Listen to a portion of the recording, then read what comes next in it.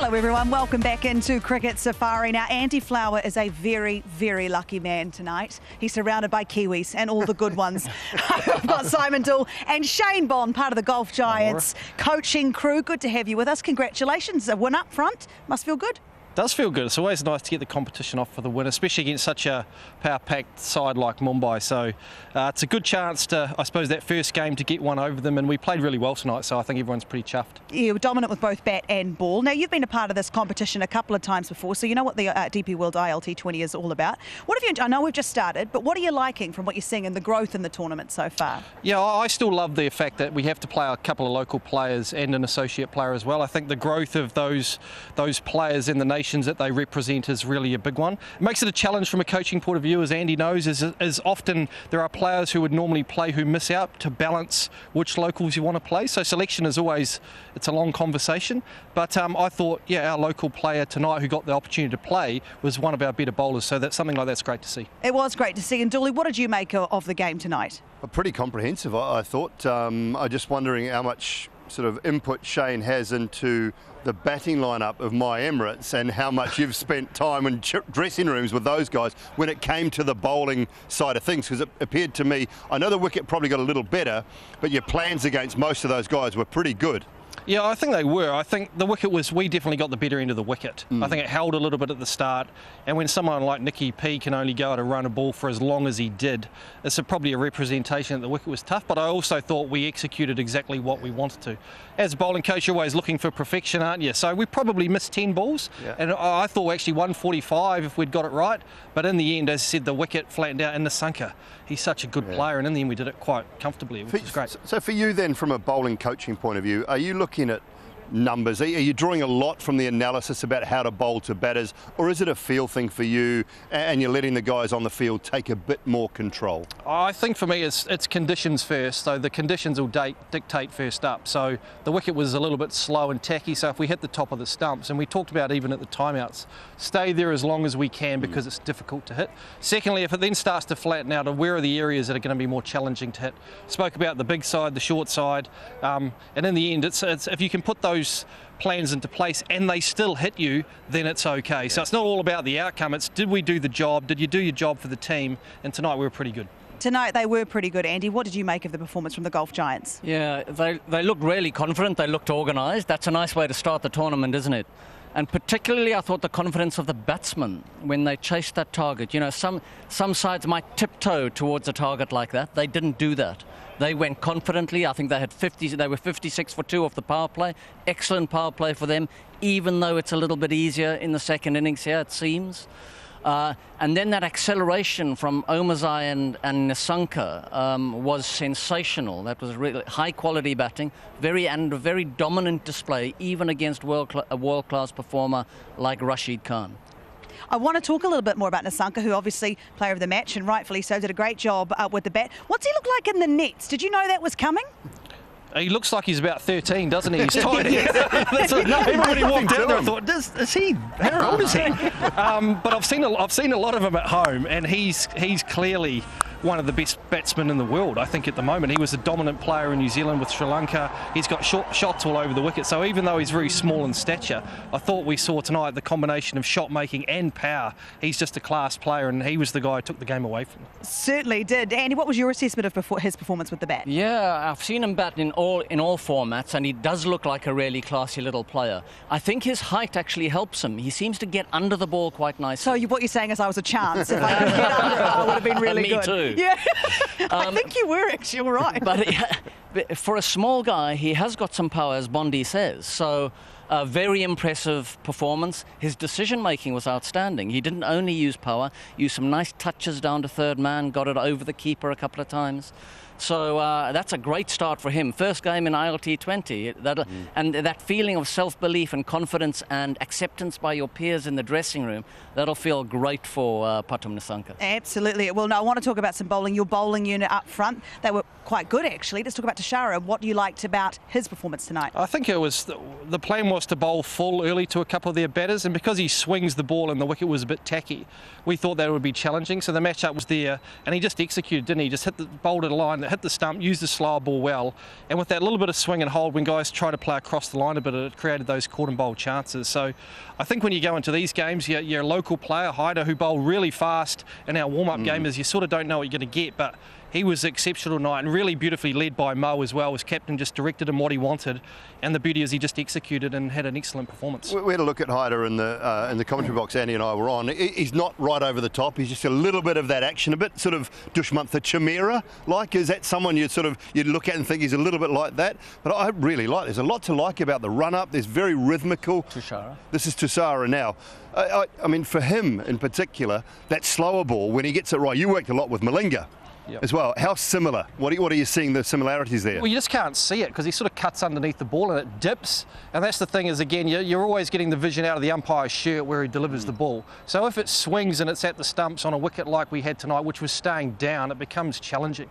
You're trying to hit him straight, but it hits the bottom end of the bat. And that's why it was so effective. Obviously, then that adjustment as the wicket got a little bit more greasy and it skidded on, obviously Polly got him a little bit, but certainly effective at the start. Speaking of effectiveness, let's talk about change of pace and to remove Johnny Bairstow. Is that something that you talk about, or is that like a feel thing when you get out here and see what the conditions are doing? Oh, so there's plenty of times when, as Andy would know, that you're going, what is going on out there from a bowling coach? But look, in the end, you put your plans in place. We've got two excellent captains in Mo and Vincey, and you have to trust them on the field that they're going to make the decision. It's never going to be perfect. As much as we as coaches are after perfection, it's not going to be like that. So, look, we talk about you are going to miss, you're not going to execute, but as long as we get our decision-making mostly right, then we can sort of live with that. So I think that's the thing tonight, we got most of it right. And when you look at that dismissal of Bairstow, is that decision-making gone right as far as you could see, Andy? Oh, absolutely. He's a dangerous bowler with a new ball, Tushara.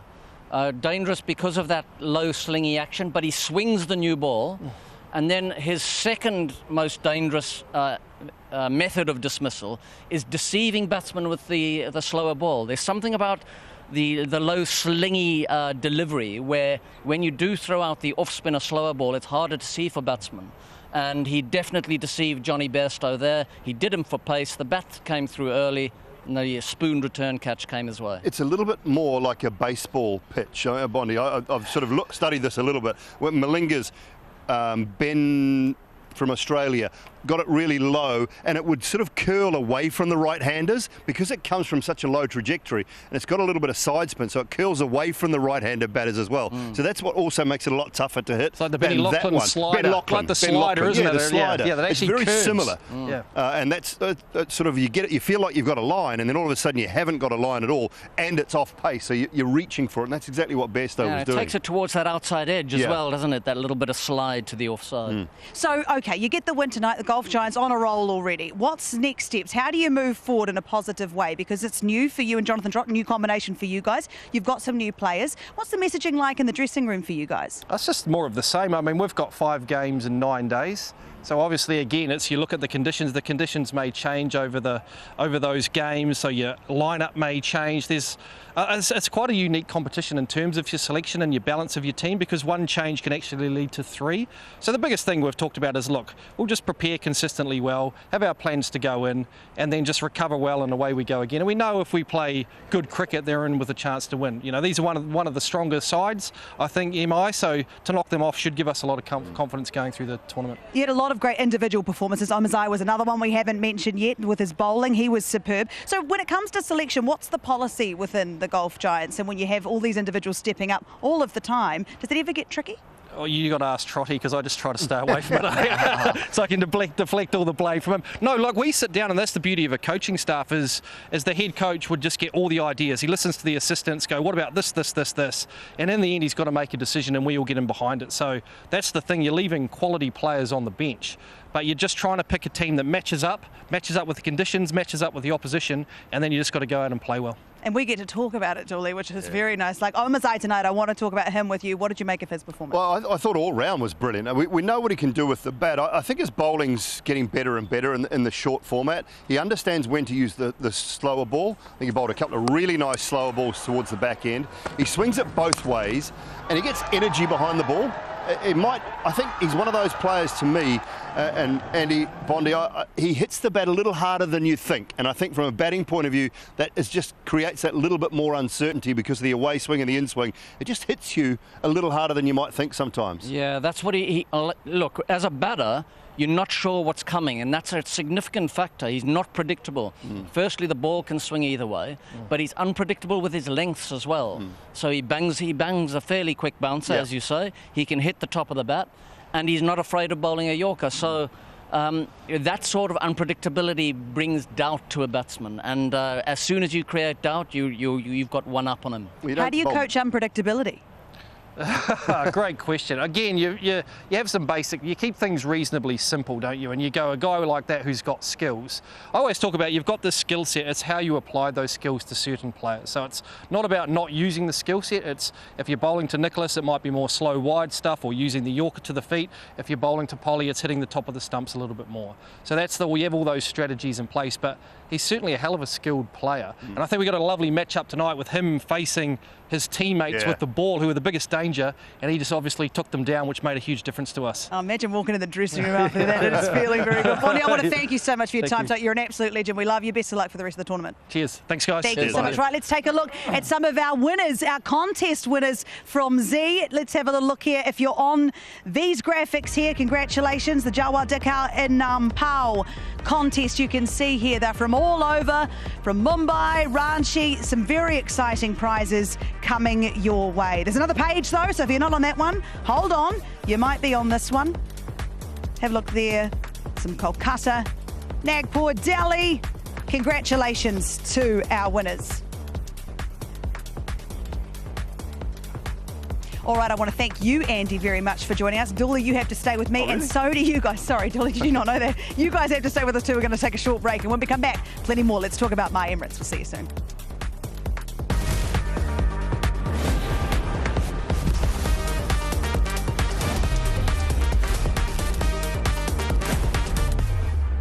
Welcome back to Cricket Safari. It is so great to have your company. If you have just joined us, the Golf Giants have won by 6 wickets. They have opened their account in Season 4 of the DP World ILT20. Joining Dooley and myself is Mike Hazeman now. Mike, it is great to have you here for the tournament. Laura, thank you. Our first time working together. Your second game of the tournament. What have you made of it so far? Well, after the game yesterday, when the ball was just pinging off all over the place, it was a real shock really to come here and see that. But you know, it was quite interesting. This game, it never really took fire until right at the very end of the game, when obviously Nissanka played superbly. And then obviously Omarzai decided he was in a bit of a hurry and an appointment, I think, or something, but he decided to finish things very smartly. But yesterday, from ball one, it was just full on. There were just sixes flying out the ground and Shahzad the whole time. So 2 very different situations. And chatting to Kyron Pollard at the presentation, I asked him, was it something else about the pitch or anything that didn't allow the game to ignite earlier? And in the way that he says things, he diplomatically said that he's not going to blame anything or whatever. They didn't play well enough, and he said again, but I'm not going to blame anything. We didn't play well enough. But he did say again, I'm not going to blame anything. We didn't play well enough. What's he trying to blame you for? Yeah, what are we blaming? Maybe. Maybe. I enjoyed the game. It was a good game, and it definitely lit up towards the end. You did, right? Let's have a look at the points table. I know we're only 3 games in, but let's see who's got the spoils so far. So the Golf Giants get the win today. The Abu Dhabi Knight Riders did it against Sharjah Warriors, and the Vipers got one over the Capitals as well. So all good to get wins and points straight away in this tournament. Now, My Emirates, if we were going to look at positives, Dooley, there were a couple. The one for me, I think, that stood out was Pollard. Comes out in his first game as captain. I mean, he's not new to this franchise, but to come out and his 200, goodness me, that man's played an awful lot of cricket. But what for you was a positive? I think they rebuilt quite nicely, and you know, might look at Nicholas Puran. I think he was 27 off 27 at one stage, but it needed that sort of innings. This is not a surface where you can come out and just go crash bang wallop in the power play. I've said that so many times over the last 3 years, whether it be Asia Cups or World Cups or this particular tournament. You've got to be a little more circumspect in that power play.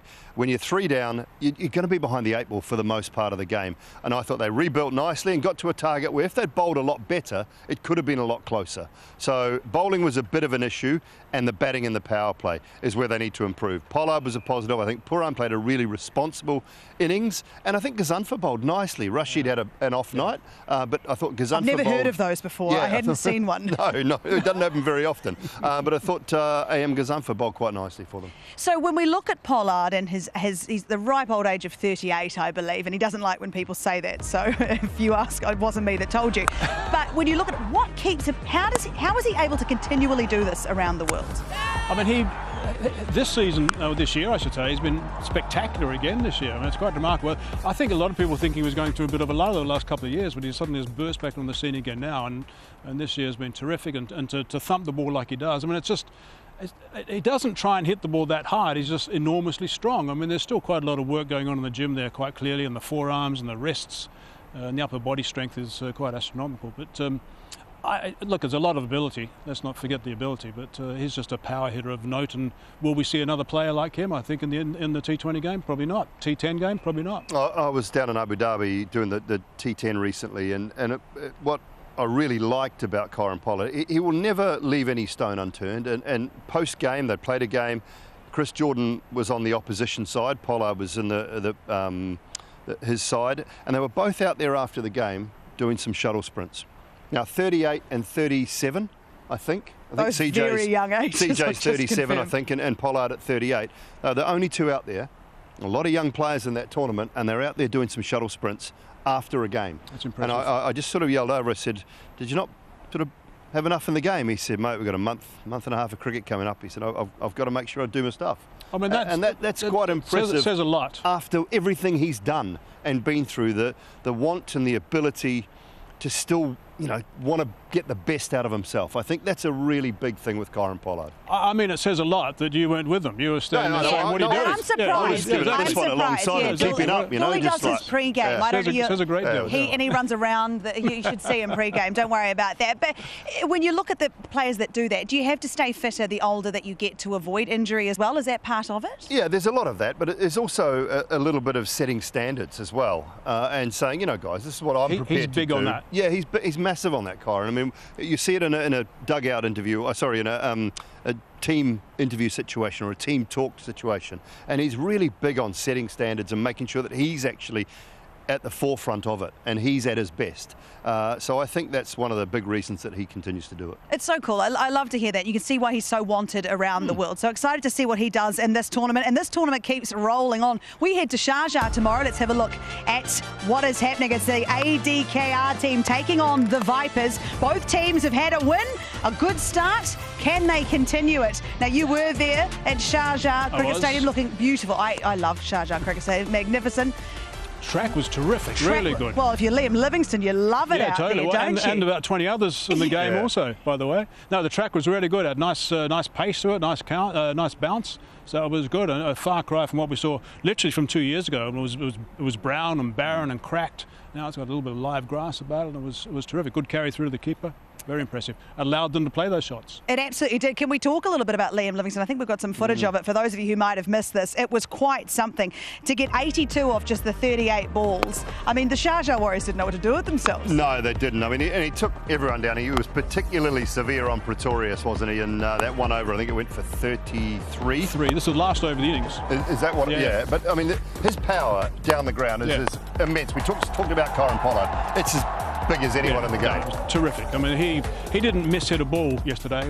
That's how well he played. It was off 38 deliveries, the runs. It was extraordinary stuff. Yeah, it absolutely was. The Desert Vipers is the other team to be watching out for, obviously taking them on.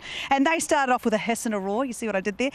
Fangs out, all that. But they did start very well. And they needed to, I guess, after what happened to them in January. They just could not get one over the Capitals. So to start that way, does that good signs for them? Well, the two teams that have lost their captain prior to game number one have both come out on top. Lockie Ferguson out injured before game number one. James Vince out injured tonight for the Giants. He's going to fight to get. He won't get back in there. He might not. But they looked very good the other night in that run chase. They bowled nicely, restricted the Capitals to 150. Bowled really well in doing that, and then chased it down. I mean, it got a little bit tighter than they would have wanted at the back end, but they're a good-looking side. And anytime you got Sam Curran in a side, there's going to be a little bit of fight and a little bit of mongrelling about it as well. So, it's a clash of two teams that have won their first games. two teams that have looked good in their first game. So we're going to have a loser of one of the two of them after tomorrow night, and it might be a sort of something to look forward to going through the tournament. And just one thing about that, the hitting from Livingston yesterday. I mean, Andre Russell was at the non-striker's end. I mean, the partition was something like 58 or something, and he scored 11 of them. I mean, that's how unusual for Andre Russell. Well, he was celebrating. He was pretty happy at the end, but we were going, wow, this is quite extraordinary that he can do that. One who, if he gets it right, is one to watch, and that's Andreas Host. We've seen him in this tournament. He scored, I think, his third 50 in this tournament the other night here. He'll be interesting at Sharjah. I think could he get it out onto the road? Well, he could definitely get out on the road. You have a look at a couple of these pull shots that he plays. He sweats on the short ball. See, that sort of shot there would be out on the road in Sharjah. I think they put netting up though, have they, Hazy? They put some netting up to stop the balls that's going on the shop road across the road. That's on the shop. Okay, all right, no drama. The shop. But really good player, windows. Andreas Host. Obviously, keeper, batter, bats at the top of the order. He's had a pretty good time of it lately as well, and he's got an all-round game, plays the little ramps and things, but I think he plays the quick bowling as well as any top-order player in this tournament. He's really exciting. I knew him from the Free State days when he was playing at Free State before he went to Texas. And I mean, he's always had enormous talent, but never really got a run in South Africa, so took an opportunity to move to the States. And one thing he's often done that I've seen is start tournaments really strong and then just peter off a little bit. And I really think and hope that he's starting to learn that you've got to be really consistent as you possibly can, and be better the next day than you were the previous one. But he's a very, very talented cricketer. Well, if we're going on stats, then you want to be watching tomorrow, because it's game 2 for him. It's game 4 of the DP World ILT20. Thank you for joining us. We'll see you tomorrow.